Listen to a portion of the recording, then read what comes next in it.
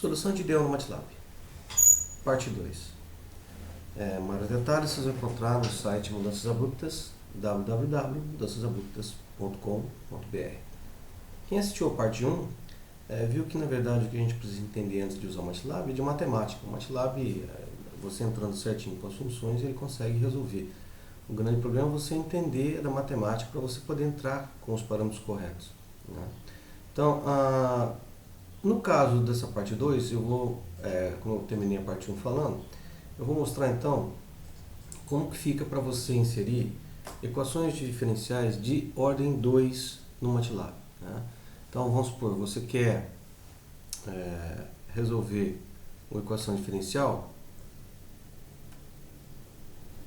que você tem duas derivadas, né? Então se você tiver aqui, por exemplo, então, vamos admitir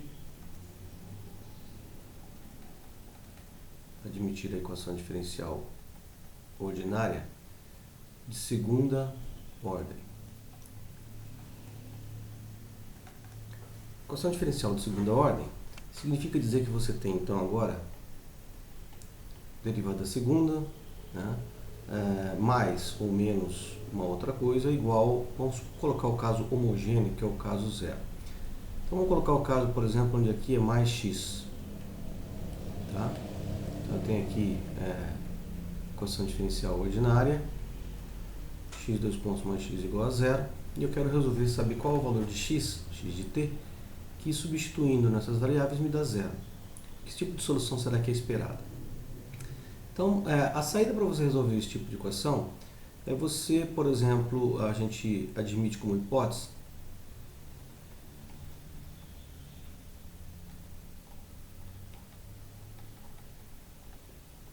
que isso é provado por teorema, na verdade, né?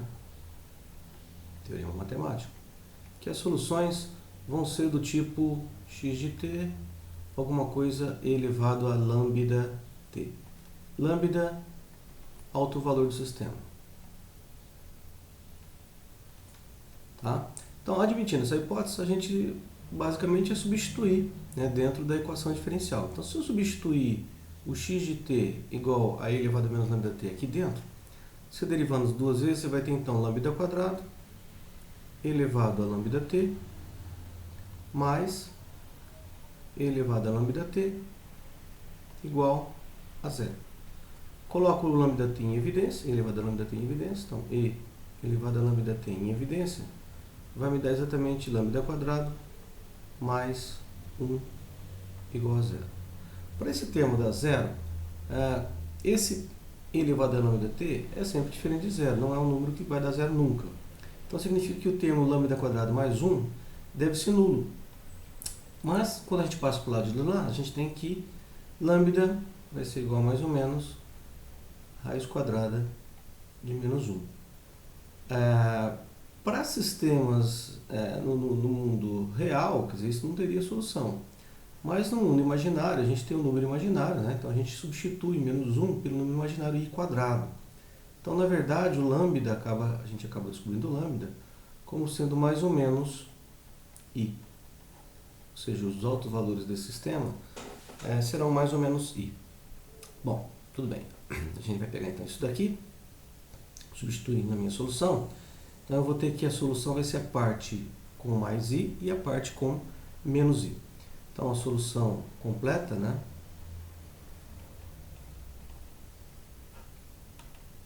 A solução completa vai ser x de t, constante, integração, elevado a i t mais uma segunda constante elevado a menos i t. Bom, isso não resolve no mundo real. A gente deve substituir quem é o it, né? Então, se você lembrar aqui das condições dos números imaginários, das fórmulas do número imaginário, você tem que i elevado a it, a fórmula de Moivre, por exemplo, elevado a it é cosseno t mais i seno de t. I elevado a menos it é o cosseno t menos I seno de t. Então, a solução final, x de t, vai ser uma composição delas. Então, vai ser o quê? Vai ser constante 1 cosseno de t mais I constante 1 seno de t mais constante 2 cosseno de t menos I constante 2 seno de t. Certo? Quando você faz isso, então a gente pode, por exemplo, juntar os termos reais e separar dos termos imaginários. Então eu tenho aqui x de t, vai ser constante 1 mais constante 2 cosseno de t.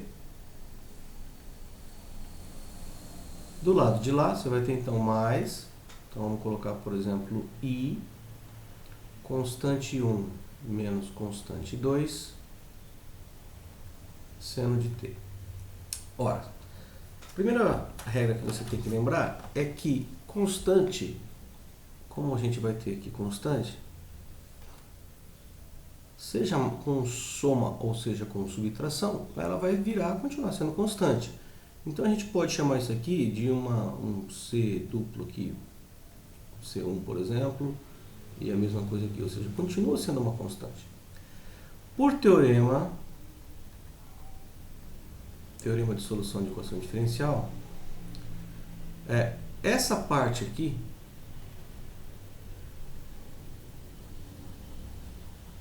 é linearmente independente dessa parte aqui. O que nos torna dizer que essa seria uma solução S1, essa seria uma solução S2, pois são linearmente independentes. Então, por teorema, não importa se você tem um número imaginário aqui ou não. O que ele diz é o seguinte, que a solução final é sempre a composição de duas soluções linearmente independentes. Então, que bacana. Então, a gente tem o quê? Que a solução final, x de t, vai ser uma constante C1 cosseno de t, tá? Mais uma constante 2 seno de t. E aí você vai dizer, mas como é que eu descubro essas constantes? Porque até agora eu não achei a solução, né? A gente achou a solução final, mas não sei qual é o C1 e qual é o C2. Isso é muito simples, por isso que a gente precisa das condições iniciais. São as condições iniciais que vão nos dizer quem é o valor de C1 e quem é o valor de C2, de tal forma que aquela solução seja finalizada. Então, por exemplo, como exemplo, você pode pegar aqui, vamos pegar aqui se eu tenho uma equação diferencial de segunda ordem, eu preciso ter duas condições iniciais. Então, por exemplo, eu vou dar a condição inicial x no tempo zero começa em 1 e a derivada no tempo zero, vamos supor que eu estou partindo do zero, estou saindo com velocidade zero, tá? Estava com o meu corpo em repouso. Então, se você substituir essas condições iniciais, essas aqui são condições iniciais necessárias para você encontrar a solução final. Então, vamos voltar lá na solução. Eu tenho que x de zero, eu substituo, né? Vai me dar C1 cosseno de zero mais C2 seno de zero. O que me joga esse termo fora. O que eu tenho cosseno aqui vai ser 1. Então eu tenho o quê? Que x de zero é igual a C1, mas x de zero é 1. Então eu tenho o quê? Que C1 é igual a zero. Encontrei o valor de C1. Agora, se você pegar a derivada no ponto zero, derivada no ponto zero é C1, deriva a solução, vai dar menos C1 seno de t, no caso zero, mais C2 cosseno no tempo zero. Tá? Seno de zero aqui vai dar zero, vai embora, cosseno de zero é 1. Como a condição inicial da derivada é zero, substituindo isso aqui por zero, eu vou ter o quê? Que C2 é igual a zero. Bom, desculpa, aqui não era zero não, aqui é 1. Né? Senão não tem solução nenhuma, então não pode, aqui tem que ser 1. Que foi dado 1 aqui, ó, e não 0. Então eu tenho C1 igual a 1. Então qual que é a solução final desse sistema? A solução final, x de t como C1 é 1, teria 1 aqui na frente, a solução é o cosseno de t. Essa é a solução analítica. Tá? Então, essa ainda não é a solução numérica, não é a solução no MATLAB. Essa é conhecida como solução analítica, que a gente resolve na mão.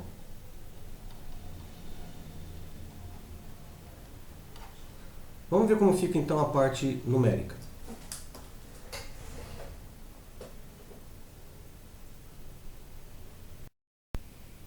Então, para resolver na mão, a primeira coisa que você tem que saber é que você precisa montar o sistema. Então, a gente já sabe que a solução é o cosseno de t. Então, se você for montar o sistema, né, como que a gente monta o sistema para entrar no MATLAB? Então, para entrar no MATLAB, você vai pegar aquela nossa equação diferencial.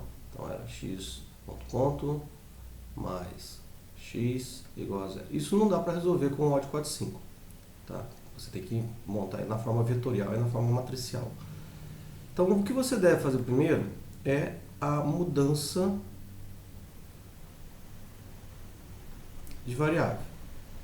Você precisa adaptar o problema, né, para o MATLAB. Então, a mudança de variável seria o seguinte: vamos chamar de y de 1 o nosso x e de y de 2 o nosso x ponto, que é a derivada. Tá? Fazendo essa mudança de variável, quando eu aplico aqui na função, eu tenho que, se eu derivar o meu novo y de 1 agora, ele vai ser derivada de x, porque são iguais. Mas como que chama x ponto? Tem um outro nome agora, se chama y2. Então, a minha primeira equação é y ponto igual y2. Agora, derivando a segunda, y2 pontos é igual a x, tinha um ponto em cima, mais uma derivada, ponto, ponto. Mas quem que é o x ponto, ponto? X ponto, ponto, se você passar isso aqui para o lado de lá, originalmente, ele é menos x. Então, esse aqui é menos x. Mas o x nesse novo sistema tem um nome. Como se chama? y1. Então, o seu y2 ponto, né, você faz uma ligação faz uma ponte entre esses dois valores, ele é igual ao menos x, que na verdade se chama y1. Então, ele vai ser igual a menos y1. Então, esse é o sistema que você tem agora que resolver no MATLAB. Você tem a equação diferencial, se transformou agora num sistema, ou seja, num vetor e numa matriz, onde y ponto e y2 ponto são, na verdade, y2, y1. Isso daqui, ou seja, esse nosso lado direito é que agora vai entrar na nossa function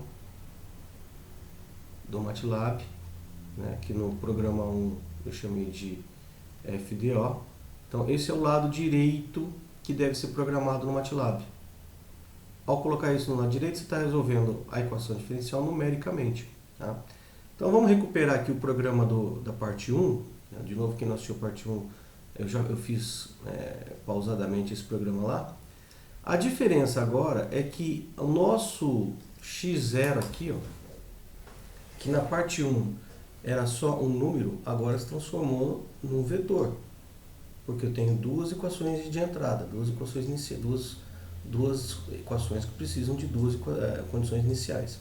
Então, coloquei 1 e 0 como estava lá no exemplo, e agora a nossa função que vai entrar aqui, nossa FDO, é na verdade o vetor y2 menos y1, ou seja, y2, e aqui faltou um menos, né? Faltando um sinalzinho de menos aqui. y2 menos y1. Então, esse y2 menos y1 é que eu vou colocar aqui. Ou seja, agora ele está vendo que tem um colchete, ele virou um vetor para o MATLAB. O resto da programação é exatamente o mesmo. Não muda absolutamente nada. Tá? Continua igual como era antes. Então, preciso da condição inicial, preciso do odd set, preciso do erro absoluto, do erro relativo, das condições do tempo de simulação, da condição inicial. Eu aproveitei o programa passado. A única coisa que se altera quando você tem equação diferencial de segunda ordem é transformar ela para duas de primeira. Se você tiver uma equação diferencial de terceira ordem, aí o vetor vai ser um vetor de tamanho 3, de quarta ordem um vetor de tamanho 4. Ou seja, você sempre precisa fazer uma mudança de variável para poder utilizar o OD 45 no MATLAB. Tá?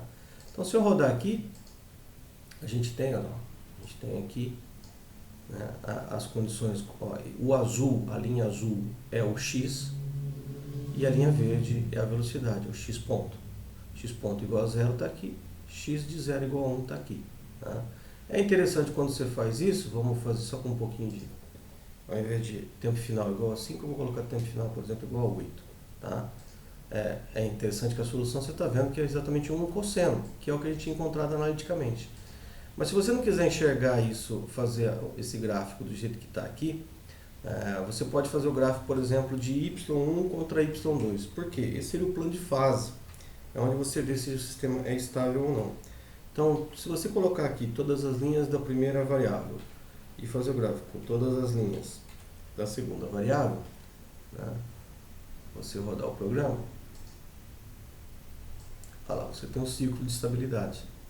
Ou seja, é o ciclo unitário do cosseno, de menos 1 a 1, menos 1 a 1. Solução analítica, que era o cosseno que a gente tinha encontrado. Então, a parte numérica, vocês viram que a parte numérica não mudei nada, apenas a function que muda. E como é que a function funciona? Graças à interpretação matemática. Você precisa fazer uma mudança de variável para resolver o sistema de equações diferenciais. Então, se aqui tiver mais um ponto, vai precisar de mais uma variável. Que jeito? Você vai chamar y de x, y2 de x ponto, y3 de x ponto ponto, derivada da segunda. E resolve do mesmo jeito, vai fazendo essa regrinha de substituição até montar o vetor do lado direito. Montou o vetor do lado direito, é só voltar na function, né, do lado direito da function e substituir. Então não tem muito segredo computacional, o segredo realmente é matemático. Tem que saber realmente conhecer bem como se resolve analiticamente uma equação diferencial, mais ou menos como você faz mudança de variável para a equação diferencial. Né? Então, maiores dúvidas que vocês queiram esclarecer, está lá no site no Mudanças Abruptas, tem um material completo na aba chamada Acadêmico, tem sobre o que é simulação, o que é equação diferencial, né? E alguns programas para serem copiados, serem traduzidos, adaptados para os problemas que vocês têm.